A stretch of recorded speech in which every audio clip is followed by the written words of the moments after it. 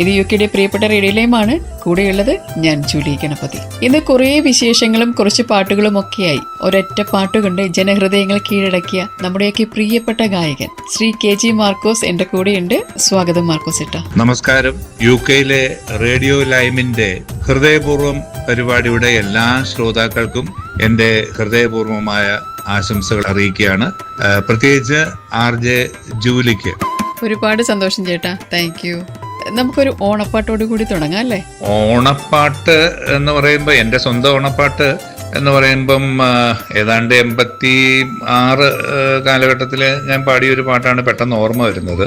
അത് നിസ്സരി മ്യൂസിക്കിന്റെ കാത്തിരുന്ന ഓണം എന്ന ഒരു കാസറ്റിലെ പാട്ടാണ് പെട്ടെന്ന് എനിക്ക് ഓർമ്മ വരുന്നത്. അതാണ് ഞാൻ ചില വേദികളിലൊക്കെ പാടിയിട്ടുള്ളത്. അതിന്റെ രചന ചിറ്റൂർ ഗോപിയായിരുന്നു, സംഗീതം നിസറി ഉമ്മറായിരുന്നു. അതിന്റെ ഒരു 4 വരി ഞാൻ പാടാം. ഉത്രാടപ്പൂ നിലാവേ തനിയേ ഇറങ്ങിവ, എന്നോ മലാളിനേകാൻ ഒരു കോടി മുണ്ട് താ, മാനം നിറയെ മലരൂർന്ന ചിങ്ങരാവിൽ മൗനം നിളയെ തളചാർത്തുമോണ നാളിൽ, ഉത്രാടപ്പൂ നിലാവേ തനിയേ ഇറങ്ങിവ, എന്നോ മലാളിനേകാൻ ഒരു കോടി മുണ്ട് താ. പഴയ ഓണപ്പാട്ടുകൾ കേൾക്കുമ്പോൾ ഞാനും ആ പഴയ കാലത്തിലേക്ക് പോകുന്നു. ഞാനൊരു കൊല്ലംകാരി ആയതുകൊണ്ട് ചേട്ടൻ കുറച്ചു കാലം കൊല്ലത്തുണ്ടായിരുന്നല്ലോ എന്ന് ഓർക്കുമ്പോൾ എനിക്ക് വളരെയധികം സന്തോഷമുണ്ട്. ഇപ്പോൾ സെറ്റിലായിരിക്കുന്നത് കൊച്ചിയിലാണെന്ന് എനിക്കറിയാം. ചേട്ടൻ ജനിച്ചതും ബാല്യവും ഒക്കെ എവിടെയായിരുന്നു? ജൂലി കൊല്ലംകാരിയാണെന്ന് അറിയുന്നതിൽ എനിക്ക് ഒരുപാട് സന്തോഷമുണ്ട്. ഞാന് കുറെ നാള് കൊല്ലത്ത് ഉണ്ടായിരുന്ന ഒരു വ്യക്തിയാണ്. 1972 മുതൽ എൻ്റെ അപ്പൻ ഒരു സർക്കാർ ഡോക്ടറായിരുന്നു എന്നുള്ള വിവരം അറിയാലോ അല്ലെ? അങ്ങനെ 72 അദ്ദേഹം ആലപ്പുഴയിൽ നിന്ന് ട്രാൻസ്ഫർ ആയിട്ട് കൊല്ലത്ത് വന്നു. അങ്ങനെ 2000 വരെ മരിക്കുന്നതിന് തൊട്ട് മുമ്പ് വരെ കൊല്ലത്ത് തന്നെ ഉണ്ടായിരുന്നു. 2000 അദ്ദേഹം മരിച്ചു. പിന്നെ ഞങ്ങളുടെ കുടുംബ വീട്ടിലേക്ക്, അതായത് നെരണം എന്ന് പറയുന്ന സ്ഥലത്തുള്ള കുടുംബ വീട്ടിലേക്ക് അമ്മയും ഇളയ ബ്രദറും ഒക്കെ താമസം മാറ്റി. പക്ഷെ ഇതിനിടയ്ക്ക് 1986 എനിക്ക് വലിയൊരു കാർ ആക്സിഡന്റ് അലൈൻ എന്ന് പറയുന്ന സ്ഥലത്ത് വെച്ച് ഉണ്ടായത് അറിയാലോ.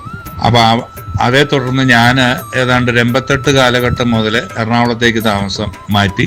അങ്ങനെ ഇപ്പോൾ ഒരു 35-36 വർഷമായിട്ട് എറണാകുളത്താണ് ഞാൻ സ്ഥിരതാമസം. കാരണം ഇപ്പൊ കൊല്ലത്ത് ആരുമില്ല. അപ്പൊ 72 കൊല്ലത്ത് വരുമ്പോ ഞാൻ 9ാം ക്ലാസ്സിൽ പഠിക്കുകയായിരുന്നു. പിന്നെ SSLC, പ്രീ ഡിഗ്രി പഠനം എല്ലാം കൊല്ലത്തായിരുന്നു. ഫാത്തിമ മാതാ നാഷണൽ കോളേജിലായിരുന്നു പഠിച്ചത്. അപ്പൊ അപ്പൻ ഡോക്ടർ ആയിരുന്നെന്ന് ഞാൻ പറഞ്ഞല്ലോ. 1950 തിരുവനന്തപുരം മെഡിക്കൽ കോളേജ് ആരംഭിച്ച കാലത്ത് ആദ്യ ഡോക്ടർമാരിൽ ഒരാളായിരുന്നു എൻ്റെ അപ്പൻ. ഞാൻ ജനിച്ച ഏതാണ്ട് 4ാം ക്ലാസ് വരെ തിരുവനന്തപുരത്താണ് വളർന്നത്. വളരെ ചെറിയ പ്രായം മുതലേ പാടാനുള്ള ഒരു ആഗ്രഹം എന്നില് ഉണ്ടായിരുന്നു. അതിന് കാരണം തിരുവനന്തപുരത്ത് ഞങ്ങൾ താമസിക്കുമ്പോൾ കേശവദാസപുരത്തായിരുന്നു താമസിച്ചിരുന്നത്. ഞങ്ങളുടെ വീടിന് തൊട്ടടുത്തുണ്ടായിരുന്ന സലിം തിയേറ്ററിൽ നിന്ന് അന്ന് മാറ്റിനിക്കും ഫസ്റ്റ് ഷോയ്ക്കും സെക്കൻഡ് ഷോയ്ക്കും ഒക്കെ ഈ അവരുടെ തിയേറ്ററിലെ ഷോ ആരംഭിക്കുന്നതിന് മുമ്പ് പാട്ട് വെക്കുമായിരുന്നു. അപ്പൊ ഈ പാട്ടുകൾ ദിവസവും ഇങ്ങനെ കേട്ട് അതിന്റെ ഒപ്പം പാടിയാണ് എൻ്റെ തുടക്കം. പിന്നീട് അത് അങ്ങനെ കംപ്ലീറ്റ് ആയിട്ട് എന്താ പറയാ ഒരു തീരുമാനം പോലെ ആക്കി അതങ്ങ് തുടർന്നു. അപ്പൊ ദിവസവും ഒറ്റ ഇരിപ്പിന് 1.5 മണിക്കൂർ പല ശ്രുതിയിൽ നിർത്താതെ പാടുമായിരുന്നു.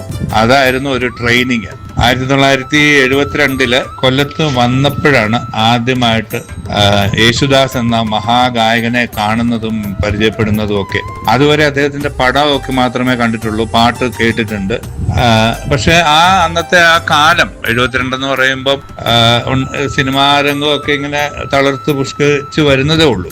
അപ്പൊ അന്ന് എനിക്ക് 15 വയസ്സ്. 72 ഞങ്ങളുടെ തൊട്ടടുത്ത വീട്ടില് ഇടയ്ക്കിടയ്ക്ക് യേശുദാസ് വരുമായിരുന്നു.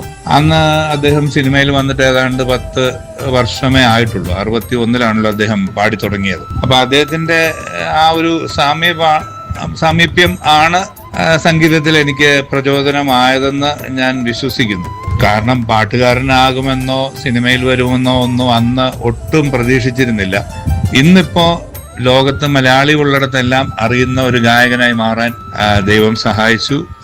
ഞാൻ അതുപോലെ തന്നെ കഷ്ടപ്പെട്ട് ഒരുപാട് ഓടി നടന്ന് പാടുകയും, അതുപോലെ നമുക്ക് ഇന്നുള്ള സൗകര്യങ്ങളൊന്നും ഇല്ലാതിരുന്ന കാലത്ത് തൊണ്ട പൊട്ടി പാടുമായിരുന്നു. ചേട്ടന്റെ ആ ഓർമ്മകളിലൂടെയൊക്കെ നമ്മളും ഇങ്ങനെ കടന്നുപോയി. ചില പഴയ ഓർമ്മകൾ കേൾക്കുമ്പോൾ നമുക്ക് വളരെ സന്തോഷമാണ്.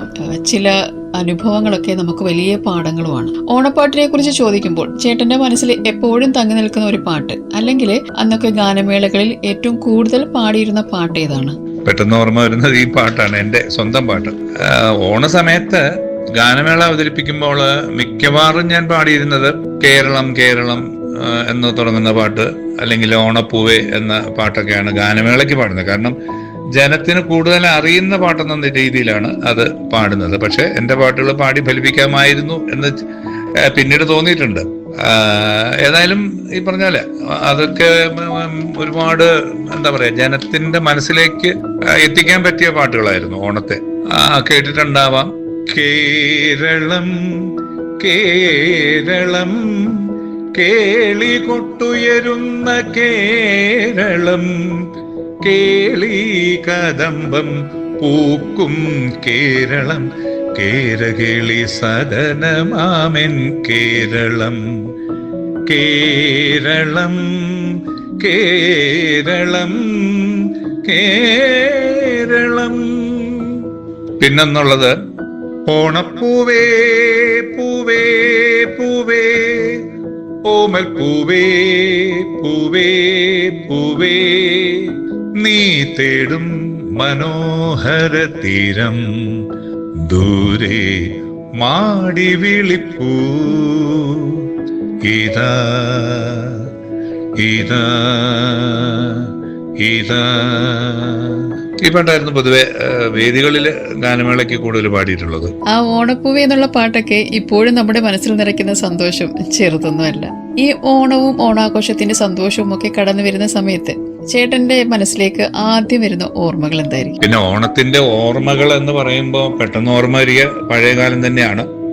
കാരണം അന്ന് കുഞ്ഞുങ്ങളായിരുന്ന ഒരു സമയത്തെ ഓർമ്മകള് മനുഷ്യനുള്ള കാലത്തോളം മറക്കുമെന്നൊരു നമ്മളൊരു പഴഞ്ചൊല്ല് പഠിച്ചിട്ടില്ലേ എന്ന് പറഞ്ഞ പോലെ ആ കാലത്തെ ഓർമ്മകളാണ് ഉള്ളത്. ഇന്നത്തെ പോലെ ഇത്രയും ജനങ്ങൾ അന്നില്ലായിരുന്നു. അപ്പം മിക്കവാറും എല്ലാവർക്കും വീടുകളായിരുന്നു ഉണ്ടായിരുന്നത്. ഒരു ഓലപ്പുരയെങ്കിലും ഇല്ലാത്തവര് വളരെ കുറവായിരുന്നു. അപ്പോ എല്ലാ വീടുകൾക്കും ഒരു 10 സെന്റെങ്കിലും മുറ്റവോ അല്ലെങ്കിൽ എന്തെങ്കിലുമൊക്കെ അനുബന്ധമായിട്ട് ഉണ്ടായിരുന്നു. അപ്പോ ഈ മുറ്റത്ത് ചിലപ്പം മാവുണ്ടാവാം, പ്ലാവുണ്ടാവാം, ചെറിയ ചെറിയ പൂ ചെടികളുണ്ടാവാം. ഇന്നത്തെ പോലെ ഈ മതിൽ കെട്ടി വേർതിരിക്കലൊന്നും അന്നും ഉണ്ടായിരുന്നില്ല. അപ്പം അടുത്ത വീട്ടിൽ താമസിക്കുന്നവർ ആ പറമ്പുകളിലൊക്കെ കയറി അങ്ങോട്ടും ഇങ്ങോട്ടും ഒക്കെ പോവുകയും വരികയൊക്കെ ചെയ്യുമായിരുന്നു. അപ്പൊ ആ വീട്ടുകളിലെ കുട്ടികളുമായിട്ട് നമുക്ക് കൂടുതൽ ഇടപെടാൻ സാധിക്കുമായിരുന്നു. അവരുമായിട്ടുള്ള കളികള്, ഈ പറഞ്ഞ പോലെ ഊഞ്ഞാലിടുക, ചെറിയ പൂച്ചെടികളിൽ നിന്ന് പൂ പറിച്ചിട്ട് വെറുതെ വട്ടത്തില് മുറ്റത്ത് ഇട്ടിട്ട് പൂക്കളം ഉണ്ടാക്കുക, അതുപോലെ നല്ല ഊണും പായസവും ഒക്കെ കൂട്ടി ഉച്ചയ്ക്ക് ആഹാരം കഴിക്കുക. അവധി ആയതുകൊണ്ട് ഇങ്ങനെ മറ്റു കുട്ടികളുമായിട്ട് നടന്ന് മുറ്റവും അതുപോലെ കളിക്കാനൊക്കെയുള്ള ഇടങ്ങളൊക്കെ ഉണ്ടാവും, പറമ്പുകളൊക്കെ ഉണ്ടല്ലോ. അപ്പൊ അങ്ങനെ നടന്ന് പന്ത് കളിക്കും, അല്ലെങ്കിൽ പിന്നെ വടംവലി, പിന്നെ എന്തെങ്കിലും അടിച്ചോട്ടം എന്നൊക്കെ പറഞ്ഞ് ഒരുപാട് ഓർമ്മകൾ അന്നത്തെ ഇങ്ങനെ മനസ്സിലുണ്ട്. പിന്നെ വളർന്നപ്പോ കാലത്തിന്റെ മാറ്റത്തിനനുസരിച്ച് കൂട്ടുകുടുംബങ്ങളൊക്കെ അണുകുടുംബങ്ങളായിട്ട് മാറി, ജനസംഖ്യ വർദ്ധിച്ചു, ഈ ചെറിയ വീടുകളും മുറ്റങ്ങളും മാത്രമായിട്ട് ചുരുങ്ങി. അപ്പൊ അവിടെ പൂച്ചെടികളും ഫലവൃക്ഷവും ഒന്നും ഇല്ലാതായി, കളിക്കാനുള്ള പറമ്പുകൾ ഇല്ലാതായി. അങ്ങനെ ഓരോരുത്തരും തിരക്കിലായി, കുട്ടികളൊക്കെ വളർന്നു. ആ കാലത്തിന്റെ മാറ്റത്തിനനുസരിച്ച് വീടുകളിലൊക്കെ മാറ്റങ്ങൾ വന്നു. ഇപ്പൊ എന്നെ സംബന്ധിച്ച് ഞാൻ ഗാനമേളകളും പാട്ടും ഒക്കെ ആയിട്ട് നടക്കുന്ന ഒരു കാലമായി. ചേട്ടൻ ഈ അടിച്ചോട്ടം എന്നൊക്കെ പറഞ്ഞപ്പോ എനിക്ക് ചിരി വന്നു. അതൊക്കെ എത്ര ഓടി വീണതാണ്. ഈ ഓണസമയം ആകുമ്പോൾ ഒരുപാട് പ്രോഗ്രാമുകൾക്ക് സാധ്യത കൂടുതലാണല്ലേ? ഒരു കാലഘട്ടം മുതല്, അതായത് 2000 വരെ, 1980 മുതല് 2000 വരെയുള്ള കാലഘട്ടത്തില് വിവിധ കാസറ്റ് കമ്പനികൾക്ക് വേണ്ടി നല്ല നല്ല കുറെ ഓണപ്പാട്ടുകൾ എനിക്ക് പാടാൻ സാധിച്ചു. അത് ഇങ്ങനെ എന്താ പറയാ, നിസരി, വിൽസൺ ഓഡിയോസ്, അതേപോലെ രഞ്ജിനി, സെഞ്ചുറി, ഇങ്ങനെ കുറെ നല്ല കമ്പനികൾക്ക് വേണ്ടിയിട്ട് ഞാൻ ആ കാലങ്ങളിൽ കുറെ നല്ല പാട്ടുകൾ, നല്ല നിലവാരമുള്ള പാട്ടുകൾ പാടിയിട്ടുണ്ട്. അപ്പം ഇതൊക്കെ ഒരു ഭാഗ്യമായിട്ട് തോന്നുന്നു അന്നത്തെ ഓണത്തെ പറ്റി പറയുമ്പോൾ. പിന്നെ ഇന്നിപ്പം ഈ പറഞ്ഞ പോലെ എല്ലാം മെക്കാനിക്കലായിട്ട് മാറി, ആർക്കും ആരോടും പ്രത്യേകിച്ച് സ്നേഹമൊന്നുമില്ല, എല്ലാവർക്കും അവരവരുടെ കാര്യങ്ങളായിട്ട് മാറി. എല്ലാവരും ഈ പറഞ്ഞ പോലെ എങ്ങനെയും രക്ഷപ്പെടണമെന്നുള്ള ആഗ്രഹത്തിൽ എല്ലാവരും നടക്കുന്നു. അങ്ങനെ ഒരു കാലത്തിലാണ് നമ്മളിപ്പോ ജീവിക്കുന്നത്. നമ്മളിങ്ങനെ സംസാരിച്ചുകൊണ്ടിരിക്കുമ്പോൾ എനിക്ക് പെട്ടെന്ന് ഓർമ്മ വരുന്നത് കൊല്ലം ചിറ്റുമല ഭഗവതി ക്ഷേത്രത്തിലെ ആ അനുഭവം ഇല്ലേ, അതിനെക്കുറിച്ചാണ്. ഒരു ദിവസം ഇങ്ങനെ സോഷ്യൽ മീഡിയ തുറന്നപ്പോ ചേട്ടന്റെ വീഡിയോസ് ഇങ്ങനെ വന്നുകൊണ്ടേ ഇരിക്കുകയാണ്. എനിക്ക് ഒരുപാട് സന്തോഷം തോന്നിയപ്പോൾ. ഇപ്പോ ഈ കാലയളവില് ഏതാണ്ട് 45-46 വർഷമായിട്ട് സംഗീത രംഗത്ത് പ്രവർത്തിക്കുന്നു. 10,000-ൽ പരം സ്റ്റേജില് പരിപാടികൾ അവതരിപ്പിച്ചു. ഇപ്പൊ ഈ കഴിഞ്ഞ ഏപ്രിൽ 3-ാം തീയതി കൊല്ലം കല്ലട ചിറ്റുമല ക്ഷേത്രത്തില് ഉണ്ടായ ഒരു സംഭവം എന്താണെന്ന് വെച്ചാല്, ഞാൻ പരിപാടി ആരംഭിച്ച് ആദ്യത്തെ 2 ഗാനം കഴിഞ്ഞപ്പോൾ തന്നെ ഇസ്രായേലിൻ നാഥൻ പാടണം എന്ന് പറഞ്ഞ് ജനം വിളിച്ചു പറയുന്നുണ്ടായിരുന്നു. ഏതാണ്ട് 25 വർഷം മുമ്പ് ഈ പാട്ട് വൈറൽ ആയതാണ്. അന്ന് ഇത് പിന്നെ കോളിംഗ് ബെല്ല്, അതിന്റെ ടോണ്, കാറിന്റെ റിവേഴ്സ് ടോണ്, വിവിധ ഭാഷകളില് റീമേക്ക് ചെയ്തത് തുടങ്ങി ഇപ്പോ ഇത് ഒരു മതസൗഹാർദ്ദത്തിന്റെ പേരിലാണ് വൈറൽ ആയത്. നാട്ടിലെ ഇപ്പോഴത്തെ അവസ്ഥ പ്രകാരം ഒരു പൊതുവേദിയില് ഒരു പാട്ട് പാടണമെങ്കിൽ നമ്മൾ 1 അല്ല 9 വട്ടം ആലോചിക്കണം. കാരണം അതിപ്പോ രാഷ്ട്രീയമായിട്ടും മതപരമായിട്ടും ഒക്കെ ആളുകൾ എടുത്തിട്ട് പെരുമാറുന്നതുകൊണ്ട് നമുക്ക് എപ്പോ പിന്നെ പോലീസുകാർ വീട്ടിൽ വരുമെന്ന് പറയാൻ പറ്റത്തില്ല. അത് കാരണം ഞാൻ ഈ പാട്ട് ഇങ്ങനെ ഇവരെ ആവശ്യപ്പെട്ടുകൊണ്ടേയിരുന്നു. പക്ഷെ ഏതാണ്ട് 2.5 മണിക്കൂർ ഞാൻ അത് പാടാതെ അങ്ങനെ പിടിച്ചു നിന്നു.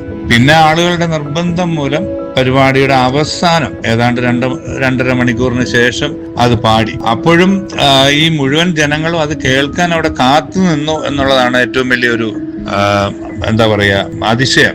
14,000 പേര് അവിടെ ഇങ്ങനെ കൂടി നിൽക്കുകയായിരുന്നു. അപ്പൊ അവര് പറയുന്നുണ്ടായിരുന്നു, കല്ലട മതസൗഹാർദ്ദത്തിന്റെ സ്ഥലമാണ്, ചേട്ടൻ ധൈര്യമായിട്ട് പാടിക്കൂ. കാരണം ഇവിടെ കല്ലട മുത്തപ്പൻ എന്ന് പറയുന്ന ഒരു പള്ളിയുണ്ട്. ആ പള്ളിയിലെ മുത്തപ്പനായിരുന്നു, അല്ലെങ്കിൽ അച്ഛനായിരുന്നു ആദ്യമായിട്ട് ഇവിടെ ഈ ക്ഷേത്രത്തില്, ഈ കല്ലട ദേവീ ക്ഷേത്രത്തില് കൊടി ഏറാൻ വേണ്ടിയിട്ട് കല്ലട മുത്തപ്പന്റെ പള്ളിയിൽ നിന്നാണ് അവിടേക്ക് കൊടി കൊണ്ടുവരുന്നതും, അതുപോലെ ഉത്സവം കഴിഞ്ഞ് തിരിച്ച് കൊടി ഇറങ്ങുന്നതും കല്ലട ഈ മുത്തപ്പന്റെ പള്ളിയിലേക്കാണ്. അപ്പൊ അങ്ങനെ ഒരു പ്രശ്നമുള്ള സ്ഥലമല്ല, ചേട്ടൻ ധൈര്യമായിട്ട് പാടിക്കുമെന്ന് പറഞ്ഞുകൊണ്ടാണ് പിന്നെ ഞാൻ അത് പാടിയത്.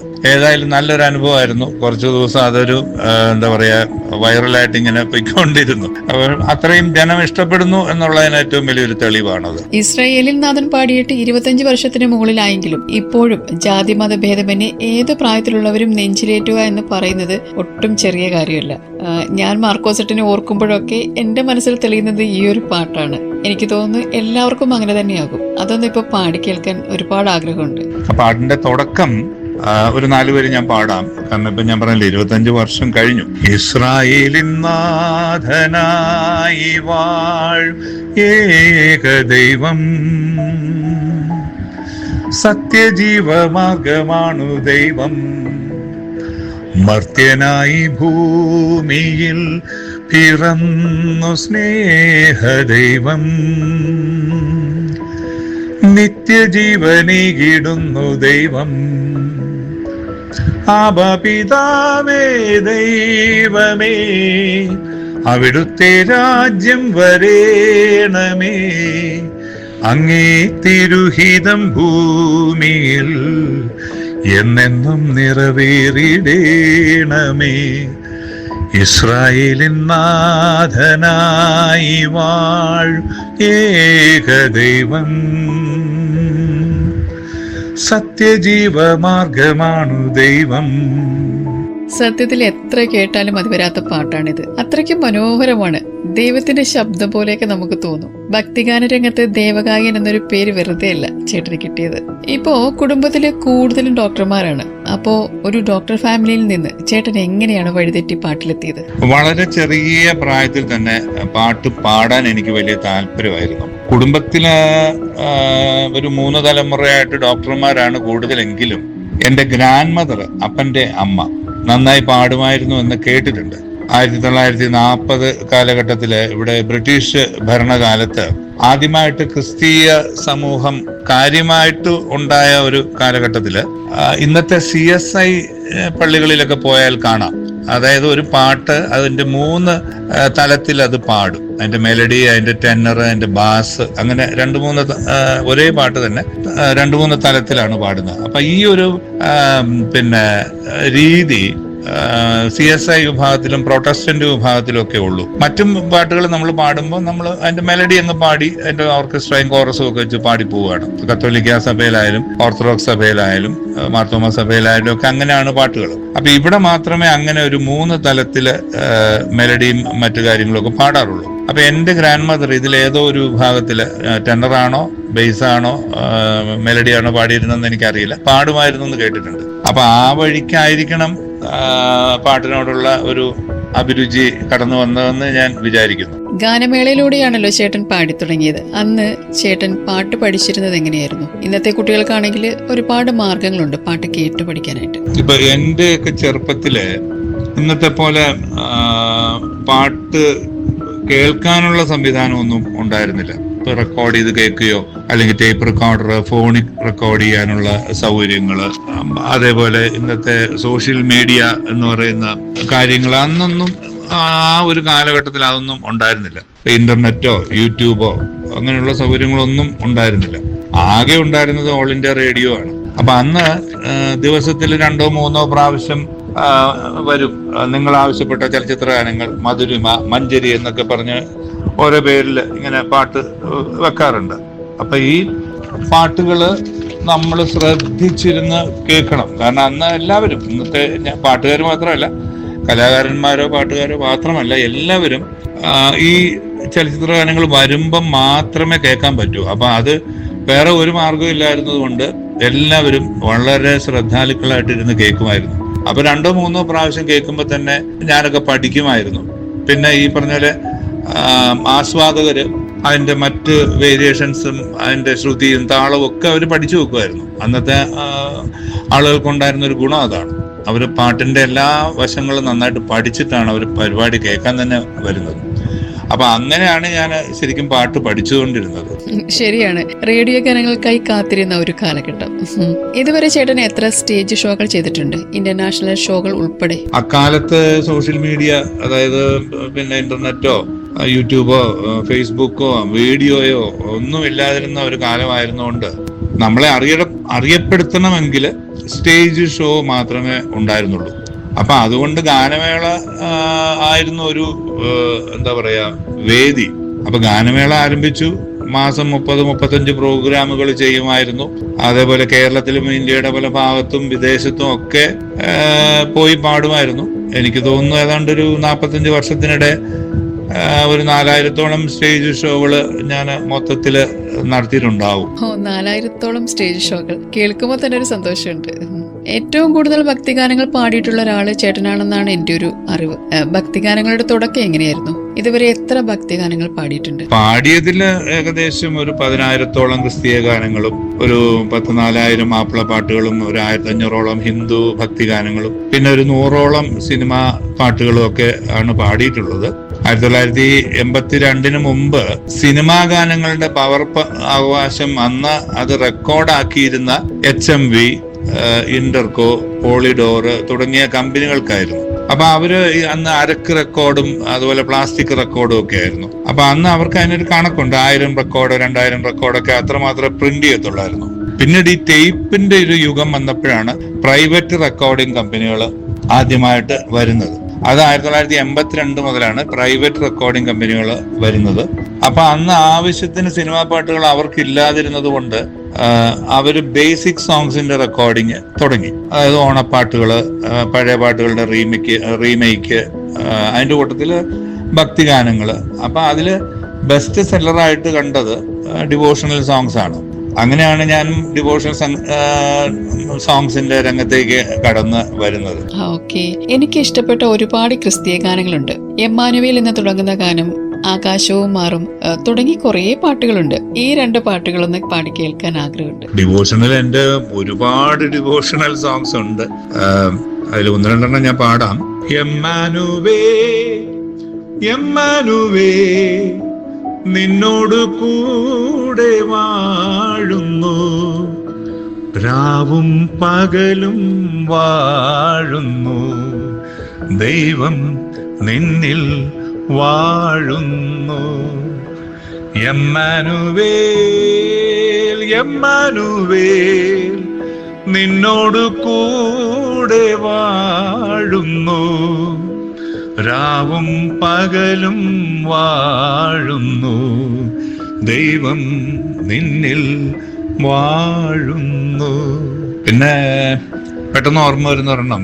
ആകാശം മാറും ഭൂതലവും മാറും, ആദിമുതൽക്കേ മാറാതുള്ളത് നിൻ വചനം മാത്രം. കാലങ്ങൾ മാറും രൂപങ്ങൾ മാറും, അന്നും ഇന്നും മായാതുള്ളത് തിരുവചനം മാത്രം. വചനത്തിൻ്റെ വിത്തു വിതയ്ക്കാൻ പോകാം, സ്നേഹത്തിൻ്റെ കതിരുകൾ കൊയ്യാൻ പോകാം. വചനത്തിൻ്റെ വിത്തു വിതയ്ക്കാൻ പോകാം, സ്നേഹത്തിൻ്റെ കതിരുകൾ കൊയ്യാൻ പോകാം. ആകാശം മാറും ഭൂതലവും മാറും, ആദിമുതൽക്കേ മാറാതുള്ളത് നിൻ വചനം മാത്രം. കാലങ്ങൾ മാറും രൂപങ്ങൾ മാറും, അന്നും ഇന്നും മായാതുള്ളത് തിരുവചനം മാത്രം. പിന്നെ ഒരുപാട് പാട്ടുകളുണ്ട്. ഭയമേതുമില്ലെന്റെ ദൈവം എന്നെ പരിപാലിച്ചു വളർത്തും, ആനന്ദത്തെളി നീർച്ചോലയിൽ അനുദിനം വഴി നടത്തും. നീയല്ലോ നല്ല ഇടയൻ, വഴി കാട്ടും സ്നേഹിതൻ, പോശലേം നായകാ നിൻ തിരുനാമം പാവനം. താങ്ക് യു മാർക്കോസ് ചേട്ടാ. ചേട്ടൻ ഏറ്റവും കൂടുതൽ ആസ്വദിച്ച് പാടുന്നത് വേദിയിലാണോ അതോ റെക്കോർഡിംഗ് സെഷനിലാണോ? പാട്ട് പാടുമ്പോ ആസ്വദിച്ച് പാടുന്നത് എപ്പോഴും വേദിയിൽ തന്നെയാണ്. കാരണം നമുക്ക് ഓഡിയൻസിന്റെ ഡയറക്റ്റ് ആയിട്ടുള്ള ആ ഒരു റെസ്പോൺസ് നമുക്ക് കിട്ടും. അപ്പോൾ അത് നമുക്ക് പിന്നെ ഇഷ്ടത്തിനകത്ത് നമുക്ക് സ്പീഡ് കൂട്ടിയോ കുറച്ചോ ഒക്കെ പാടാം, ഭാവത്തിനനുസരിച്ച് പാടാം, അങ്ങനെയൊക്കെ ചെയ്യാം. പക്ഷെ ഇപ്പോ റെക്കോർഡിങ്ങിനാണെങ്കിലും ഇപ്പൊ സത്യം പറഞ്ഞാല് വലിയൊരു ടെൻഷനൊന്നും ഇല്ല. കാരണം പണ്ടൊക്കെ എന്ന് വെച്ചാല് എല്ലാവരും കൂടെ ഒന്നിച്ചിരുന്ന് റെക്കോർഡ് ചെയ്യുന്ന സമയത്ത് ആരും തെറ്റിക്കാൻ പാടില്ല, ശ്രുതി പോകാൻ പാടില്ല, അക്ഷരസ്ഫുടത, അങ്ങനെ ഒരുപാട് കാര്യങ്ങൾ ശ്രദ്ധിക്കണമായിരുന്നു. ഭയങ്കര ടെൻഷനായിരുന്നു. ഇപ്പൊ പിന്നെ നമുക്ക് ട്രാക്ക് സിസ്റ്റം ഒക്കെ വന്നപ്പം നമുക്ക് തെറ്റിയാലും പ്രശ്നമില്ല, മാറ്റി പാടാം, അതുപോലെ ഇംപ്രവൈസ് ചെയ്യാം. അങ്ങനെ ഒരുപാട് സൗകര്യങ്ങൾ ഇപ്പം നമുക്ക് ഉണ്ട്. അപ്പൊ അതുകൊണ്ട് ഇപ്പം എവിടെ പാടിയാലും ആസ്വദിച്ച് തന്നെ പാടുന്നത്. ഓക്കെ. കേൾക്കാത്ത ശബ്ദം എന്ന സിനിമയിലെ കന്നിപ്പൂമാനമായിരുന്നു ആദ്യത്തെ സിനിമാ ഗാനം. അതിലേക്ക് വന്നതും ആ അനുഭവങ്ങളും ഒക്കെ എങ്ങനെയായിരുന്നു ചേട്ടാ? കന്നിപ്പൂമാനം സത്യം പറഞ്ഞാല് ഞാൻ എങ്ങനെ പാടിയെന്ന് ചോദിച്ചാല് ഒരു നിമിത്തമാണ്. കാരണം നമ്മുടെയൊക്കെ ചെറുപ്പത്തിലെ സിനിമയിലൊക്കെ വരാൻ പറ്റുമോ എന്നൊക്കെ ഭയങ്കര ഒരു എന്താ പറയാ ബുദ്ധിമുട്ടുള്ള ഒരു കാര്യമായിരുന്നു. പെട്ടെന്ന് നമ്മൾ വിചാരിക്കുന്ന പോലെ ഇന്നത്തെ പോലെ ഒരാൾ വിചാരിച്ചാൽ സിനിമയിലൊന്നും പാടാൻ പറ്റത്തില്ലായിരുന്നു. കാരണം അന്ന് ദേവരാജൻ മാഷ്, ദക്ഷിണാമൂർത്തി സ്വാമി, ബാബുരാജ് മാഷ്, എ.ടി. ഉമ്മർ സാറ്, അങ്ങനെ ഒരുപാട് കലാപ്രതിഭകളായിട്ടുള്ള ഗുരുക്കന്മാരുടെ ഒരു കാലമായിരുന്നു. അർജുനൻ മാഷ്. അപ്പൊ അങ്ങനെ പെട്ടെന്ന് എന്നങ്ങ് പാടിക്കളാന്ന് വിചാരിച്ചാൽ നടക്കത്തില്ലായിരുന്നു. അപ്പോ ആഗ്രഹം ഉണ്ടായിരുന്നു. അങ്ങനെയാണ് 78 ആദ്യമായിട്ട് ഗാനമേള ട്രൂപ്പ് ആരംഭിച്ച് സിനിമയിൽ പാടണം എന്നുള്ള ആഗ്രഹത്തിലൊക്കെ തന്നെയാണ് ഇറങ്ങിയത്. അപ്പൊ അങ്ങനെ 81 തുടക്കത്തില് കോട്ടയം BCM കോളേജിന്റെ സിൽവർ ജൂബിലി ആയിരുന്നു. അപ്പൊ അന്ന് എന്റെ ഗാനമേള ഉണ്ടായിരുന്നു. അപ്പൊ എന്റെ അമ്മയുടെ അനുജത്തിയെ കല്യാണം കഴിച്ചിരിക്കുന്നത് കോട്ടയത്തെ ഒരു പ്രമുഖ സിനിമാ കമ്പനി ആയിട്ടുള്ള സെഞ്ചുറി ഫിലിംസിന്റെ ആ ഉടമകളുടെ മാളിയേക്കൽ എന്ന് പറയുന്ന കുടുംബത്തിലാണ്. അപ്പൊ ആ ഗാനമേള കേൾക്കാൻ ഞാൻ അമ്മയുടെ അനിയത്തിയെയും അതുപോലെ സെഞ്ചുറി കൊച്ചുമോന്റെ അമ്മയും ഞാൻ ക്ഷണിച്ചിട്ടുണ്ടായിരുന്നു. പരിപാടി കേട്ട് ഈ പറഞ്ഞല്ലേ കൊച്ചുമോന്റെ അമ്മ എന്നോട് ഇങ്ങനെ ചോദിച്ചു, ഇങ്ങനെ ഗാനമേളയൊക്കെ പാടി നടന്നാൽ മതിയോ, സിനിമയിലൊന്നും പാടണ്ടേ? അപ്പൊ വീണ് കിട്ടിയ അവസരം ഞാൻ ഉപയോഗിച്ചെന്ന് വെച്ചാൽ ഞാൻ പറഞ്ഞു, അയ്യോ എന്റെ അമ്മച്ചി സിനിമയിൽ പാടണമെന്നുള്ളതാണ് ആഗ്രഹം, പക്ഷെ നമുക്കൊന്നും അതിനുള്ള അവസരമില്ല. ഞാൻ കൊച്ചുമോനോടൊന്ന് പറഞ്ഞു നോക്കട്ടെ എന്ന് പറഞ്ഞു. പക്ഷെ പിന്നീട് 1-2 മാസം കടന്നുപോയി. അങ്ങനെ ഒരു സുപ്രഭാതത്തിൽ പെട്ടെന്ന് എനിക്കൊരു വിളി വരുന്നു 81-ല്. ഏതാണ്ട് ഒരു സെപ്റ്റംബർ ഒക്ടോബർ ഒക്കെ ആയപ്പോഴാണ്, നിങ്ങൾ അത്യാവശ്യമായിട്ട് മദ്രാസിലൊന്ന് വരണം, ജോൺസൺ മാഷിന് നിങ്ങളുടെ ശബ്ദം ഒന്ന് കേൾക്കണം എന്ന് പറഞ്ഞ് അങ്ങനെ ഞാൻ മദ്രാസിൽ ചെല്ലുന്നു. മാഷിന്റെ മുമ്പിൽ 2-3 പാട്ടുകൾ പാടി. ഭാഗ്യത്തിന് മാഷിന് ഇഷ്ടമായി. അങ്ങനെയാണ് കേൾക്കാത്ത ശബ്ദത്തിൽ പാടാനുള്ള വഴി തുറന്നത്. പിന്നെ എന്റെ സീനിയറായിട്ടായിരുന്നു ബാലചന്ദ്രൻ മേനോൻ പഠിച്ചിരുന്നത്.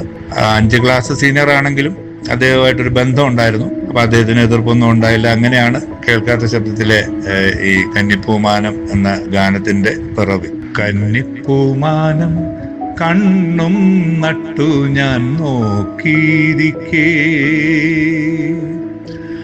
എന്റെ മനസ്സിൽ തൈമണി തന്നലായി പുൽകാൻ നീ വന്നു. കന്നിപ്പൂമാനം കണ്ണും നട്ടു ഞാൻ നോക്കിയിരിക്കേ, എന്റെ മനസ്സിൽ തൈമണി തന്നലായി പുൽകാൻ നീ വന്നു. സൂപ്പർ, അടിപൊളിയാണ്. ഇസ്രയേലി നാഥം പറയുന്നത് പോലെയാണ് ഈ പാട്ടും. കന്നിപ്പൂമാനം മൊളി നടക്കാത്ത മലയാളി ഉണ്ടാകില്ല. എനിക്ക് ചേട്ടനെ കൊണ്ട് കുറേ പാട്ടുകൾ ഇങ്ങനെ പാടിക്കാൻ തോന്നുവാണ്. കാരണം ചേട്ടന്റെ ശബ്ദം ഇങ്ങനെ കേൾക്കുമ്പോൾ എന്തൊരു രസമാണ് കേട്ടിരിക്കാൻ. ശരത്കാല സന്ധ്യ, പൂമാനമേ, പുത്തൻ പുതുക്കാലം തുടങ്ങി കുറേ അധികം പാട്ടുകൾ. എന്നെ പോലെ തന്നെ ഓരോ മലയാളിയും നെഞ്ചിലേറ്റി നടക്കുന്ന പാട്ടുകളാണ് ഇതൊക്കെ. ജൂലി ഈ പറഞ്ഞ പോലെ കേൾക്കാൻ ആളുണ്ടെങ്കിൽ പാടാൻ എനിക്ക് ഒരുപാട് താല്പര്യമാണ്. അത് പണ്ട് മുതലേ അങ്ങനെ തന്നെയാണ്. കാരണം ഞാൻ ഗാനമേള നടത്തുന്ന കാലത്ത് മുതലേ ഈ പറഞ്ഞ പോലെ കൃത്യം 2 മണിക്കൂർ അല്ലെ 2.5 മണിക്കൂർ ഗാനമേള അവതരിപ്പിച്ച് ഞാൻ നിർത്തത്തില്ലായിരുന്നു. അന്നൊക്കെ ഈ പറഞ്ഞ പോലെ ആളുകൾക്ക് ഇഷ്ടമുള്ള പാട്ടുകൾ ഇഷ്ടമുള്ള അത്രയും നേരം, ചിലപ്പോൾ 3 മണിക്കൂർ അല്ലെങ്കിൽ 3.5 മണിക്കൂർ, 3.25 മണിക്കൂറൊക്കെ പാടുമായിരുന്നു. അപ്പൊ അത് സന്തോഷമുള്ളൂ, പാടിത്തരാനായിട്ടും പാടാനും ഒക്കെ സന്തോഷമുള്ളൂ. ഇപ്പൊ ഞാൻ പാടിയ പാട്ടുകളില് പെട്ടെന്ന് ഓർക്കുന്ന പാട്ടുകളെന്ന് പറയാൻ, സിനിമാ പാട്ടില് നാടോടിയിലെ താലോലം പൂം പൈതലേ താരാട്ടാൻ വാതെന്നലെ ഈ താമര പൂങ്കൺകളിൽ ഒരു മുത്തം നൽകാൻ വാ, കുളിർമുത്തം നൽകാൻ വാ, താലോലം പൂം പൈതലേ താരാട്ടാൻ വാ തെന്നലെ ഈ താമര പൂങ്കൺകളിൽ ഒരു മുത്തം നൽകാൻ വാ, കുളിർമുത്തം നൽകാൻ വാ. ഓ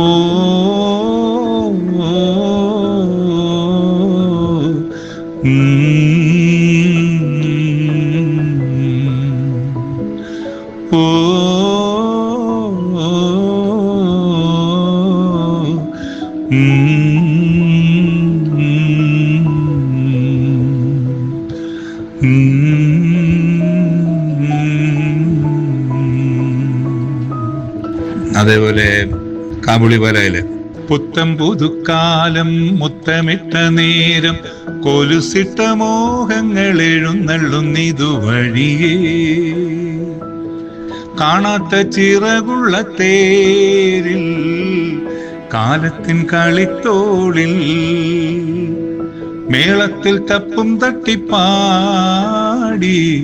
താളത്തിൽ ചാഞ്ചാടി. പുത്തം പുതുക്കാലം മുത്തമിട്ട നേരം കൊലുസിട്ട മോഹങ്ങൾ എഴുന്നള്ളുന്നിതുവഴിയേ. പിന്നുള്ളത് പൂമാനമേ ഒരു രാഗമേഘം താ, പൂമാനമേ ഒരു രാഗമേഘം താ, കനവായി കണമായി ഉയരാൻ ഒഴുകാൻ അഴകിയലും പൂമാനമേ ഒരു രാഗമേഘം താ. പിന്നെ ഞാൻ പാടിയ ഒരു പാട്ട് 99-ലാണെന്ന് എനിക്ക് തോന്നുന്നത്. അത് ബോംബെ രവി എന്ന് പറയുന്ന ഇന്ത്യയിലെ തന്നെ പ്രഗത്ഭനായ ഒരു സംഗീത സംവിധായകന്റെ പാട്ടാണ്. നഗക്ഷതങ്ങളൊക്കെ ചെയ്ത അറിയാലോ, പഴയ പ്രശസ്തമായിട്ടുള്ള പാട്ടുകൾ ചെയ്ത ഒരു വ്യക്തിയാണ്. അദ്ദേഹത്തിന്റെ 5 സ്റ്റാർ ഹോസ്പിറ്റൽ എന്ന ചലച്ചിത്രത്തിന് വേണ്ടി ഒരു പാട്ട് ഞാൻ പാടിയായിരുന്നു. അതിന്റെ ഒരു 2-3 വരി ഞാൻ പാടാം. അനാദിഗായകൻ പാടുന്നു അറിവിൻ മുറിവുള്ള മാനസത്തിൽ അമ്പലനടയിലെ ആലിലയിൽ അനാദിഗായകൻ പാടുന്നു. പിന്നെ അങ്ങോട്ട് കുറച്ച് ക്ലാസിക്കലായിട്ടുള്ള ഒരു പാട്ടാണത്. എനിവേ അത് നല്ലൊരു ബ്രേക്ക് കിട്ടുമെന്ന് ഞാൻ പ്രതീക്ഷിച്ചൊരു പാട്ടാണ്. പക്ഷെ ഈ പറഞ്ഞ പോലെ അങ്ങനെ ഒന്നും വന്നില്ല. എങ്കിലും നല്ലൊരു പാട്ട് പാടി എന്നൊരു ചാരിതാർത്ഥ്യം, അത്രേ ഉള്ളൂ. പിന്നെ ദാസേട്ടന്റെ പാട്ടുകൾ ഒന്നും പറയണ്ട, എല്ലാ പാട്ടുകളും എനിക്കിഷ്ടമാണ്. അപ്പൊ അതിനകത്ത് ഈ പറഞ്ഞ പോലെ ഇപ്പൊ ഗാനമേളയ്ക്ക് ഞാൻ കൂടുതൽ പാടുന്ന ഒരു പാട്ട്, ശരത്കാല സന്ധ്യ ചിരിതൂകി നിന്നു മലർക്കാവിലെങ്ങോ കുയിൽ പാടി വന്നു കളിയായി ഞാൻ ചിരിയായി ഞാൻ പറഞ്ഞാലും അതു നീ പാലപ്പൂഞ്ചോട്ടിൽ ജലദേവതെ അറിയാതെ നീ കരഞ്ഞില്ലേ അതിനായി ഞാനോ നോവുന്നു. ശരത്കാല സന്ധ്യ കുളിർത്തൂകി നിന്നു മലർക്കാവിലെങ്ങോ കുയിൽ പാടി വന്നു. ഇങ്ങനെ ഒരുപാട് പാട്ടുകളുണ്ട്. ഏതായാലും കുറച്ച് പാട്ടുകൾ ഞാൻ ഒരു എന്താ പറയാ ഓർമ്മയ്ക്ക് വേണ്ടി പാടിയെന്നേ ഉള്ളൂ. ഒരുപാട് സന്തോഷം ചേട്ടാ. ഓരോ പാട്ടുകൾ ഇങ്ങനെ കേൾക്കുമ്പോൾ എന്ത് രസമാ, നമ്മളിങ്ങനെ അതിങ്ങനെ ലയിച്ചിരുന്ന് പോവും. ചേട്ടന്റെ സിനിമയിൽ 1-2 പ്രാവശ്യം ഇടയ്ക്കൊക്കെ ബ്രേക്ക് വന്നു അല്ലേ? ഇടയ്ക്ക് വെച്ച് ഇങ്ങനെ സിനിമയിൽ ബ്രേക്കുകൾ വന്നോണ്ടേയിരുന്നു. എന്ന് വെച്ചാല് ഗ്യാപ്പുകള് 1981 സിനിമയിൽ വന്നു. തുടരെ കുറച്ച് പടങ്ങൾ കിട്ടി. ഏതാണ്ട് ഒരു 86 വരെയുള്ള കാലഘട്ടത്തിൽ കുറെ പാട്ടുകൾ പാടി. അങ്ങനെ ഇരുന്നപ്പോഴാണ് അപകടം ഉണ്ടായത്. 86 അപകടത്തെ തുടർന്ന് പിന്നെ ഞാൻ 82 മുതൽ തന്നെ പാരലായിട്ട് ഈ ബേസിക് സോങ്സ്, അതായത് ഡിവോഷണൽ സോങ്സ്, മറ്റ് പാട്ടുകൾ, റീമേക്ക് പാട്ടുകളൊക്കെ പാടുന്നുണ്ടായിരുന്നു. അപ്പൊ അതുകൊണ്ട് ബ്രേക്ക് വന്നില്ലെങ്കിലും ഈ സിനിമയിലൊരു ഒരു ഒരു ഈ പറഞ്ഞ ഗ്യാപ്പ് വന്നു. പിന്നെ പാടുന്നത് 91 5 വർഷത്തിന് ശേഷം 86 മുതൽ 91 വരെയുള്ള ഗ്യാപ്പ് സിനിമയിലുണ്ടായി. പിന്നെ വന്നത് മറ്റേ ഗോഡ് ഫാദറിലെ മന്ത്രി കൊച്ചമ്മ വരുന്നുണ്ടേ ആർപ്പോ ഇറോ കൈകൊട്ടിപ്പാടാം വരവേറ്റിടാം വരവെതിരേറ്റിടാം ആചാര കഥന മുഴക്കിടാം ടപ്പോ ടിപ്പോ കല്യാണം കൂടാൻ കഴിയാത്തവരെ കഥയറിയാത്തവരെ ആഭ്യന്തര മന്ത്രിണിയാണേ ആഡംബരമൊത്തിരി വേണേ ആനപ്പാറയിൽ അച്ചമ്മയ്ക്കും കൊച്ചമ്മയ്ക്കും കാവൽ പട്ടാളം അമ്പൊമ്പൊമ്പൊമ്പൊമ്പൊമ്പൊമ്പൊ. ആ പാട്ടായിരുന്നു പിന്നെ രണ്ടാമത്തെ വരവില് ആദ്യമായിട്ട് പാടിയത്. പിന്നെ അങ്ങോട്ട് കുറച്ച് പാട്ടുകൾ അത്യാവശ്യം നല്ല പാട്ടുകൾ പാടി. മറ്റേ കടലോര കാറ്റിലെ കടലേഴും താണ്ടുന്ന കാറ്റേ കടലോര കാറ്റേ നീ വായോ തിരപാടും താളത്തിലാടി ഒരു തോണി അമ്മാനമാടി. ഞാനും ചിത്രം കൂടെ പാടിയൊരു പാട്ടാണ്. പിന്നെ അറിയപ്പെടുന്ന മറ്റൊരു പാട്ട് മറ്റേ വൃന്ദാവന ഗീതം മൂളി വനികളാടുന്നു വെഞ്ചാമരം വീശി എങ്ങും തെന്നൽ പോകുന്നു ഈ പുഷ്പവേദിയിൽ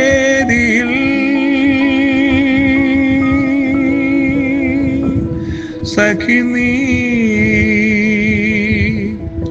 പുലരിപ്പൂ കതിർ ചൂടി വന്നാലും. ഞാനും മിൻമിനിയും കൂടെ പാടിയ ഒരു പാട്ടാണത്, മാന്യന്മാർ. പിന്നെ ജൂനിയർ മാൻഡ്രേക്കില് മറ്റേ ഇതുണ്ടല്ലോ എല്ലാരും പോകും കുറിഞ്ചി മലയിലു ഈ നാനും പോകുഞ്ചോ കുറിഞ്ചി മലയിലു എന്റെ കൂടെ നീയും വാത്തമ്മ ചുന്ദരി വാങ്ങിത്തരാം ചാന്തി ചിന്തൂരം. അങ്ങനെ കുറച്ച് പാട്ടുകൾ ആ സമയത്ത് പാടി. ഈ പറഞ്ഞ പോലെ നമ്മൾ നന്നായിട്ട് പാടും അല്ലെങ്കിൽ അതിനുള്ള കഴിവുണ്ട് എന്ന് പറഞ്ഞിട്ടൊന്നും കാര്യമൊന്നുമില്ല. ഈ സിനിമയില് എല്ലാവർക്കും അഴക് കണ്ട് അപ്പ വിളിക്കുന്നവരെയാണ് താല്പര്യം. അത് പറഞ്ഞ പോലെ ഈവൻ ഭക്തിഗാന രംഗത്തും ചാനലുകളിലും ഒക്കെ പാര വയ്ക്കുന്ന ഒരുപാട് ആൾക്കാരുണ്ട്.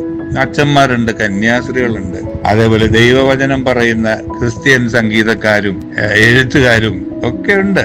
അപ്പൊ ഇത് ഈ പറഞ്ഞ പോലെ ഇപ്പം മ്യൂസിക് കമ്പനികളുണ്ട്, അവരെ പ്ലേസ് ചെയ്തുകൊണ്ട് നിൽക്കണം. അപ്പൊ അങ്ങനെയൊക്കെയുള്ള ഒരു കാലത്തിലേക്കാണ് നമ്മൾ ഇപ്പൊ എത്തിപ്പെട്ട് നിൽക്കുന്നത്. കാരണം പണ്ടങ്ങനെ ആയിരുന്നില്ല. ഒരു നല്ല പാട്ടുകാരനോ പാട്ടുകാരിയോ അല്ലെങ്കിൽ നല്ല എഴുത്തുകാരനോ എഴുത്തുകാരിയൊക്കെയാണ്, അല്ലെങ്കിൽ അവരുടെ കഴിവിനായിരുന്നു അവര് മഹത്വം കൊടുത്തിരുന്നത്. ഇപ്പം ഈ സോഷ്യൽ മീഡിയ വന്നതോടുകൂടി നമ്മളെ ഏത് വിധത്തിലും ഒതുക്കാൻ നിൽക്കുന്ന കുറെ ആൾക്കാരുണ്ട്. അപ്പൊ അങ്ങനെ ഉള്ള കുറെ കമ്പനികള്, ചാനൽ ഭാരവാഹികള്, അതുപോലെ പ്രോഗ്രാം കോർഡിനേറ്റർമാര് ഈ ചാനലുകളിലൊക്കെ ഉണ്ട് കുറെ പേര്.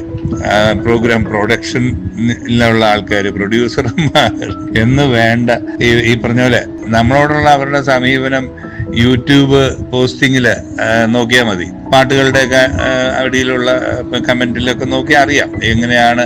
ഈവൻ ഈ ശ്രോതാക്കളിൽ തന്നെ ഉണ്ട് കുറെ ആൾക്കാര് നമ്മൾ നന്നായിട്ട് പാടിയാലും നമ്മളെ ക്രിട്ടിസൈസ് ചെയ്യാനായിട്ട് നോക്കിയിരിക്കുന്ന കുറച്ച് ആൾക്കാരുണ്ട്. കാരണം നമ്മളിൽ എന്തൊക്കെയോ ഉണ്ട് എന്ന് അവർക്കറിയാം. അതുകൊണ്ടാണ് അവർ പറയുന്നത്. അല്ലാതെ വെറുതെ വഴിയെ പോകുന്നവനെയൊക്കെ ചുമ്മാ എന്തെങ്കിലും പറയുമോ? ഇല്ല. അപ്പൊ നമ്മളിൽ എന്തോ ഉണ്ട്, അതുകൊണ്ട് ഇങ്ങോട്ട് കേറി മാന്തും. യേശുദാസ് പാടിയ പോലെ ആയില്ല, അല്ലെങ്കിൽ യേശുദാസിനോടും വരത്തില്ല, യേശുദാസ് എന്നേ ഉള്ളൂ. അങ്ങനെ ഇതിപ്പോ നമ്മൾ ആര് പറഞ്ഞു യേശുദാസിനോടും പാടിയല്ലേ, യേശുദാസിനോടൊപ്പം പാടിയെന്ന യേശുദാസ് ഒന്നേ അല്ല പലതുണ്ടെന്നൊന്നും നമ്മൾ പറയുന്നില്ലല്ലോ. ഇപ്പൊ നമ്മളെ വെറുതെ കയറി മാന്തുക. അതേപോലെ അപ്പൊ അവർക്ക് എന്തോ അതിൽ ഉണ്ട് എന്ന് തോന്നിയിട്ടാണല്ലോ അവർ പറയുന്നത്, അല്ലെ പറയത്തില്ലല്ലോ. അങ്ങനെയുള്ള കുറെ ആൾക്കാർ ഉണ്ട്. അപ്പൊ ഇതൊന്നും ഞാൻ ശ്രദ്ധിക്കാറില്ല. നമ്മൾ നമ്മുടെ പണി ചെയ്യുന്നു, ജീവിക്കണം, നമുക്ക് പേരുണ്ടാക്കണം, അല്ലെങ്കിൽ നമ്മുടെ കഴിവുകൾ വളർത്തണം, അത്രയൊക്കെ ഉള്ളൂ. നമ്മൾ ഈ ഒടിഞ്ഞു വളഞ്ഞ് നിന്നുള്ള ഇതൊന്നും വേണ്ടെന്ന് ഞാൻ അങ്ങനെ അങ്ങ് തീരുമാനിച്ചു. അതിപ്പോ ഈ പറഞ്ഞ പോലെ എവിടെയും ഉണ്ട് ഇങ്ങനെയുള്ള ആൾക്കാർ. സ്വദേശത്തുണ്ട്, വിദേശത്തുണ്ട്. വിദേശത്തൊക്കെ പ്രോഗ്രാം നടത്തുന്ന ആൾക്കാരിൽ ഈ പറഞ്ഞ പോലെയുള്ള അവാർഡുകാരൊക്കെ ഉണ്ട്. അപ്പൊ അവരൊക്കെ ഇങ്ങനെ അവരെ ചുറ്റിപ്പറ്റി നിൽക്കുന്നവർക്ക് മാത്രമേ ഉള്ളൂ. അല്ലാതെ നമ്മളുടെ കഴിവൊന്നും അതിനകത്ത് വലിയൊരു സംഭവമൊന്നുമല്ല. നമ്മൾ കാര്യങ്ങളൊന്നും പറയാതെ മിണ്ടാതെ ഇങ്ങനെ ഇരുന്നാല് അവര് നമുക്ക് അവസരം തരും. അങ്ങനെ ഇപ്പം നമുക്കിപ്പം എന്താ പറയാ, മിണ്ടാതിരുന്ന എന്തെങ്കിലുമൊക്കെ ആയിത്തീരണമെന്ന് എനിക്ക് താല്പര്യമില്ല. അപ്പൊ ഇപ്പൊ ഇങ്ങനെ ചേരി തിരിഞ്ഞാണ് ആസ്വദിക്കുന്നത് ആൾക്കാർ. ആസ്വാദനം എന്ന് പറയുന്നത് ഇപ്പൊ ഓരോ പാട്ടുകാർക്കും അവരുടേതായ തൽപര കക്ഷികളുണ്ട്, ചാനലുകളുണ്ട്, ആരാധകരുണ്ട്. അല്ലാതെ ക്വാളിറ്റി നോക്കുന്നവരൊന്നും ഇപ്പൊ അങ്ങനെ അധികം ഉണ്ടെന്ന് എനിക്ക് തോന്നുന്നില്ല. പിന്നെ ഞാൻ ഈ പറഞ്ഞ പോലെ ഞാൻ മലയാളത്തിനപ്പുറം ഈ പറഞ്ഞ പോലെ പല ഭാഷകളിൽ പാടിയിട്ടുള്ള ഒരാളും കൂടിയാണ്. പക്ഷെ നമുക്കതൊന്നും നമ്മുടെ കഴിവുകളോ അല്ലെങ്കിൽ നമുക്ക് അങ്ങനെയുള്ള കഴിവുണ്ടെന്നോ ഒന്നും അവർ മാനിക്കുന്നില്ല, അല്ലെങ്കിൽ അത് അറിയുന്നതായിട്ട് അവർ ഭാവിക്കുന്നില്ല. ഇത് എനിക്കെതിരെ ഒരു ലോബി തന്നെ ഞാൻ എന്ന് ഈ രംഗത്ത് വന്നോ അന്ന് മുതലുണ്ട്, ഇപ്പോഴും ഉണ്ട്. പക്ഷെ ഞാനതിലൊന്നും തളരത്തില്ല. എനിക്കതിലൊന്നും പ്രശ്നവും ഇല്ല. ഞാനതൊന്നും ശ്രദ്ധിക്കാറുമില്ല. എന്റെ ഉദ്ദേശം എനിക്ക് ഇതിനകത്ത് എന്തെങ്കിലും ആയിത്തീരണം, അത് ഞാൻ നോക്കുന്നു. ഈ പറഞ്ഞ പോലുള്ള പാരകള് എന്നെ തളർത്തിയിട്ടേ ഇല്ല, വളർത്തിയിട്ടേ ഉള്ളൂ. കാരണം പാരകൾ വരുമ്പോഴാണ് നമുക്ക് വളരണമെന്ന് തോന്നുന്നത്. അപ്പൊ അതുകൊണ്ട് എനിക്ക് അതിൽ പ്രയാസമൊന്നുമില്ല. ഗ്യാപ്പ് വന്നോട്ടെ, അങ്ങനെ പറയട്ടെ.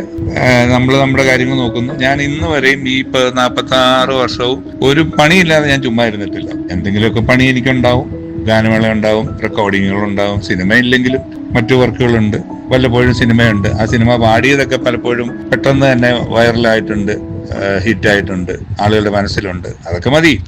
ഞാനൊരു സത്യം പറയട്ടെ ചേട്ടാ, എനിക്ക് ഒരുപാട് സന്തോഷമുണ്ട്. കാരണം ഒരുപാട് പാട്ടുകൾ എനിക്കിങ്ങനെ കേൾക്കാൻ പറ്റി. അതും ഞാൻ ചോദിക്കാതെ തന്നെ ചേട്ടൻ ഒരുപാട് നല്ല പാട്ടുകൾ, നമുക്ക് ഇഷ്ടപ്പെട്ട പാട്ടുകൾ ചേട്ടൻ പാടിത്തന്നു. ഒരുപാട് സന്തോഷം. ചേട്ടൻ പറഞ്ഞത് ശരിയാണ്. എല്ലാ മേഖലകളിലും ഒതുക്കാൻ ശ്രമിക്കുന്നവരും നെഗറ്റീവ് പറയുന്നവരും ധാരാളം ഉണ്ടാകും. പക്ഷേ പാടിയ പാട്ടുകളൊക്കെ ഹിറ്റായി. അതൊരു മഹാഭാഗ്യമാണ്. മാത്രമല്ല ചേട്ടൻ പല ഭാഷകളിലും പാടിയിട്ടുണ്ട്. ഏതൊക്കെ ഭാഷകളാണ് ചേട്ടൻ പാടിയിട്ടുള്ളത്? മലയാളത്തിനപ്പുറം ഞാൻ തെലുങ്കിലൊരു പാട്ട് പാടിയിട്ടുണ്ട്, 1-2 പാട്ട് പാടിയിട്ടുണ്ട്, പെട്ടെന്ന് ഓർക്കുന്നില്ല.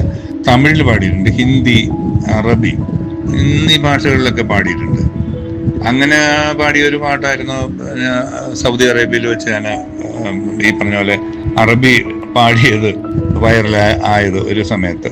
അതിന്റെ തുടക്കം ഇങ്ങനെയായിരുന്നു: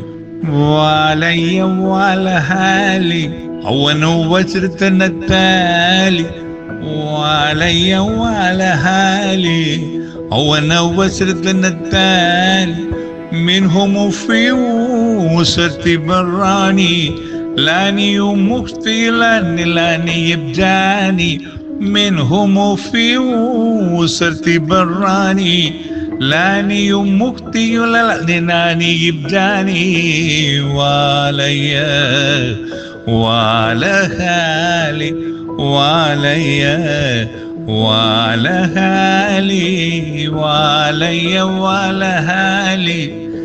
ഇതൊരു അറബി ഗായകൻ തന്നെ പാടിയ പാട്ടാണ്. പക്ഷെ വർഷങ്ങൾക്ക് മുമ്പ് ഞാനത് അവിടുത്തെ വിദ്യാഭ്യാസ മന്ത്രി വരുന്ന ഒരു പരിപാടിക്ക് വേണ്ടിയിട്ട് പഠിച്ചു പാടിയ ഒരു പാട്ടാണ്. Okay. Shri Poovachal Khader, P Bhaskaran master, ONV sir തുടങ്ങിയ ഒരുപാട് പ്രഗത്ഭരുമായി ചേർന്ന് ചേട്ടന് വർക്ക് ചെയ്യാൻ ഭാഗ്യം ലഭിച്ചിട്ടുണ്ട്. ആ ഒരു അനുഭവങ്ങൾ എങ്ങനെയായിരുന്നു? പൊതുവെ സിനിമയിലും അല്ലെങ്കിൽ പിന്നെ എന്താ പറയുക, കാസറ്റ് CD രംഗത്തുമൊക്കെ എന്തോ ഒരു ഭാഗ്യം ദൈവം എപ്പോഴും എനിക്ക് തന്നിട്ടുണ്ട്. അതായത് പാടിയ പല പാട്ടുകളും ശ്രദ്ധിക്കപ്പെടാനുള്ള സാഹചര്യങ്ങളും ഉണ്ടായിട്ടുണ്ട്. സിനിമയിലായാലും കാസറ്റ് രംഗത്താണേലും ഒരുപാട് പാട്ടുകൾ. ഇപ്പൊ 80-90 കാലയളവിലെ പ്രഗത്ഭ എഴുത്തുകാരായിട്ടുണ്ടായിരുന്ന ONV sir, P Bhaskaran master, Poovachal Khader, അതേപോലെ ബിച്ചു തിരുമല, ചുനക്കര രാമൻകുട്ടി, അങ്ങനെ തുടങ്ങി ഒരുപാട് വലിയ വലിയ എഴുത്തുകാരുടെ പാട്ടുകൾ. അതേപോലെ സംഗീത സംവിധായകരായിരുന്ന Shri Shyam Johnson master, Jerry Amaldev, Raveendra master, MG Radhakrishnan, അതേപോലെ KP ഉദയഭാൻ ചേട്ടന്, അതുപോലെ പെരുമ്പാവൂർ G രവീന്ദ്രനാഥ്, ബോംബെ രവി, അതുപോലെ SP വെങ്കടേഷ്, പിന്നെ ശങ്കർ ഗണേഷ്, തമിഴിലെ പ്രശസ്തമായിട്ടുണ്ടായിരുന്ന ഒരു സമയത്തെ സംഗീത സംവിധായകരാണ്. ഇവരുടെയൊക്കെ പാട്ടുകൾ എനിക്ക് പാടാനായിട്ടുള്ള ഭാഗ്യം സിദ്ധിച്ചിട്ടുണ്ട്.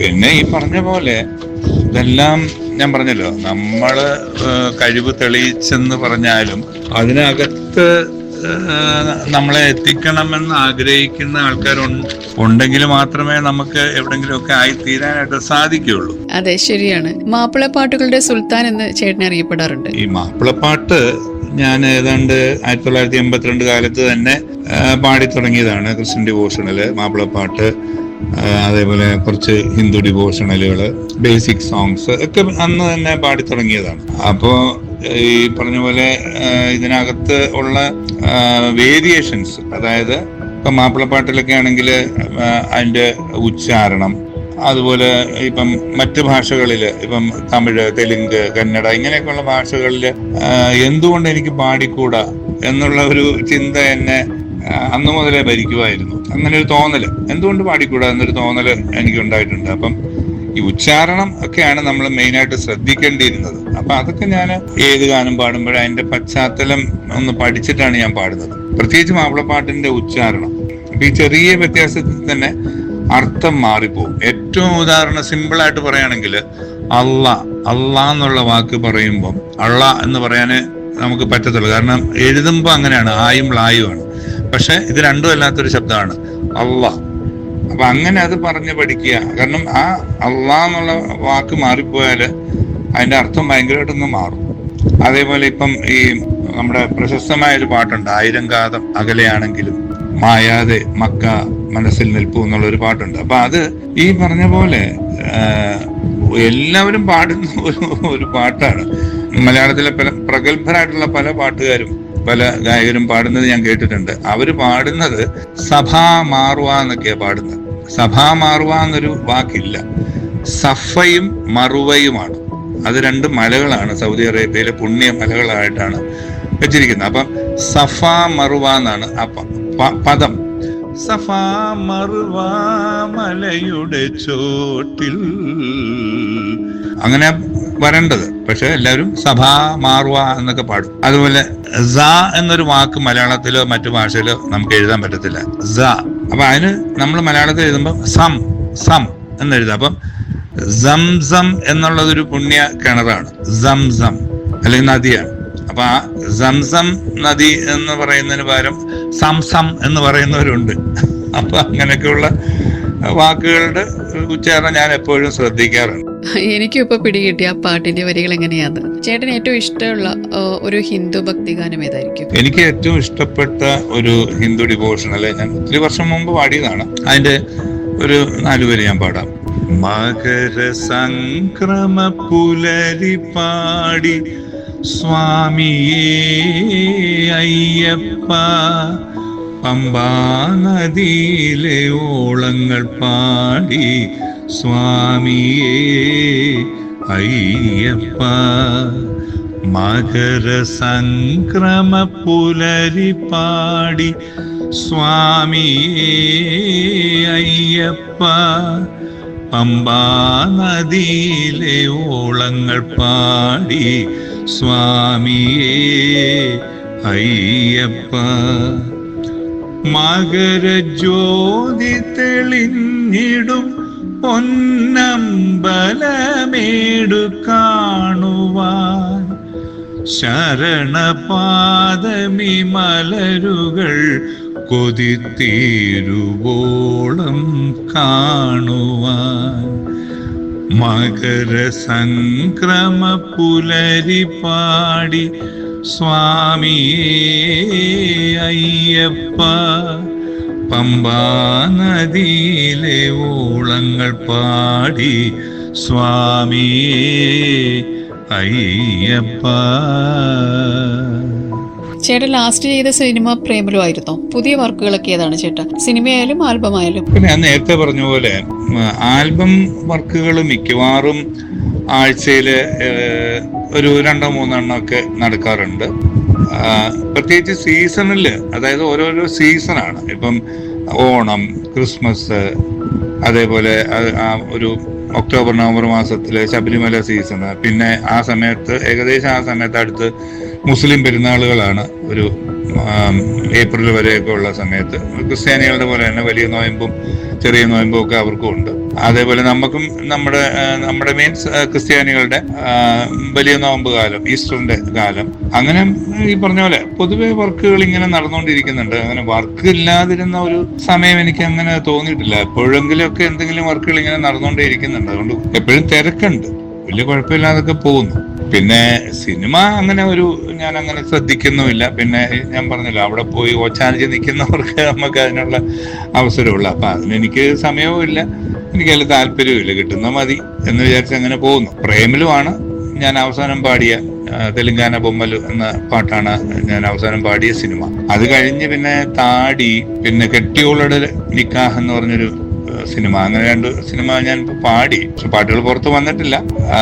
പലരും വിളിക്കുന്നുണ്ട്, പുതിയ ആൾക്കാരാണെന്ന് പറഞ്ഞാണ് വിളിക്കുന്നത്. ഞങ്ങൾ പുതിയ ആൾക്കാരാണ് ചേട്ടാ എന്ന് പറഞ്ഞിട്ട് വിളിക്കും. പക്ഷെ നമ്മൾ ഇതുകൊണ്ട് ജീവിക്കുന്നവരാണല്ലോ. അപ്പൊ മറ്റു കാര്യങ്ങൾ ശരിയാകാത്തത് കൊണ്ട് ഇതുവരെ പിന്നെ പാടാൻ പറ്റിയിട്ടില്ല. കാലം എത്ര കഴിഞ്ഞാലും മലയാളികൾ എന്നും അത്രമേൽ ഇഷ്ടത്തോടെ നെഞ്ചിൽ കൊണ്ട് നടക്കുന്ന ഒരു ഗായകനാണ് ചേട്ടൻ. ഇനിയും അങ്ങോട്ട് ചേട്ടന്റെ പുതിയ പുതിയ പാട്ടുകൾ ഞങ്ങൾക്ക് കേൾക്കണം. ഒരുപാട് അവസരങ്ങളും പുരസ്കാരങ്ങളും ചേട്ടനെ തേടി വരട്ടെ എന്ന് ആത്മാർത്ഥമായി ആശംസിക്കുന്നു, പ്രാർത്ഥിക്കുന്നു. എനിക്കറിയാം വളരെ തിരക്കുകൾക്കിടയിലാണ് ഇത്രയും സമയം റേഡിയോ ടൈമിന് വേണ്ടി മാറ്റിവെച്ചത്. ഒരുപാട് സന്തോഷമുണ്ട് ചേട്ടാ, ഒരുപാട് നന്ദി. ഞങ്ങളുടെ ചേട്ടന്റെ പ്രിയപ്പെട്ട ശ്രോതാക്കളോട് ചേട്ടൻ എന്താണ് പറയാനുള്ളത്? യൂറോപ്പിലും പ്രത്യേകിച്ച് UK മലയാളികൾക്കും മലയാള ഇഷ്ടപ്പെടുന്നവർക്കും മലയാള വാർത്തകളും അതേപോലെ പ്രശസ്ത വ്യക്തികളെയും ഒക്കെ പരിചയപ്പെടുത്തുകയും ഇന്റർവ്യൂ നടത്തുകയും അവരുടെ കലാജീവിതത്തെയും ഒക്കെയുള്ള പരിചയപ്പെടുത്തലുകളും ഒക്കെ സജീവമാക്കുന്നതിൽ ഒരു വലിയ പങ്ക് വഹിക്കുന്ന റേഡിയോ ലൈമിനും അതേപോലെ അതിന്റെ പ്രിയപ്പെട്ട അവതാരിക ജൂലി ഗണപതിക്കും ഒരുപാട് അഭിനന്ദനങ്ങൾ. കാരണം മലയാളിക്ക് എപ്പോഴും ജൂലിയെയും ജൂലിയുടെ ശബ്ദത്തെയും ജൂലിയുടെ അവതരണ രീതിയെയൊക്കെ ഒരുപാട് താല്പര്യമുണ്ട് എന്ന് ഞാൻ മനസ്സിലാക്കുന്നു. അപ്പൊ ഇനിയും ഒരുപാട് വ്യക്തിത്വങ്ങളെ പരിചയപ്പെടുത്താനും അവരുടെയൊക്കെ ജീവിതത്തെ മലയാളിയിലേക്ക് എത്തിക്കാനും സാധിക്കട്ടെ എന്ന് ഞാൻ ആത്മാർത്ഥമായിട്ട് ആശംസിക്കുന്നു, ആഗ്രഹിക്കുന്നു. എല്ലാ വിജയങ്ങളും ഉണ്ടാവട്ടെ. പണ്ട് പഠിച്ചിരുന്ന പോലെ മാവേലി മന്നൻ കേരളം വാണിരുന്നപ്പോൾ ഉണ്ടായിരുന്ന മാനവ സമത്വവും കള്ളവും ചതിയും പൊള്ളവാക്കുകളും ഒന്നും ഇല്ലാത്ത ഒരു കേരളം, അങ്ങനത്തെ ഒരു കേരളം ഇന്നത്തെ ഭരണകർത്താക്കൾ ഭരിക്കുമ്പോൾ ഇല്ല. അങ്ങനെ ഒരു കേരളം ഉണ്ടാകണമേ എന്നുള്ളൊരു പ്രാർത്ഥനയാണ് ഇന്ന് ഉള്ളത്. അപ്പൊ അതിന് ഈ പറഞ്ഞ പോലെ എന്താ പറയുക, സമത്വസുന്ദരമായ ഐശ്വര്യപൂർണമായ ഒരു കേരളം ഉണ്ടാവട്ടെ, എല്ലാവർക്കും നന്മയും എന്താ പറയുക എല്ലാ ഉന്നതികളും ഉണ്ടാവട്ടെ എന്ന് ആശംസിച്ചുകൊണ്ട് എല്ലാവർക്കും നല്ല ഒരു ഓണം ഞാൻ ആശംസിക്കുന്നു. Thank you. ഒരുപാട് സന്തോഷം ചേട്ടാ, നല്ല വാക്കുകൾക്ക് ഒരുപാട് നന്ദി. ഒരിക്കൽ കൂടി എല്ലാവർക്കും സമൃദ്ധമായ ഒരു ഓണം ആശംസിക്കുന്നു. നമ്മൾ ഇതുവരെ കേട്ടുകൊണ്ടിരുന്നത് ഗായകൻ ശ്രീ KG മാർക്കോസിന്റെ വിശേഷങ്ങളാണ്. കൂടെയുണ്ടായിരുന്നത് ഞാൻ ജൂലി ഗണപതി. പുതിയ വിശേഷങ്ങളുമായി വീണ്ടും കാണാം. ഇത് റേഡിയോ ലൈം, ഫ്രഷ്നെസ് ഇൻ വേറെ ലെവൽ.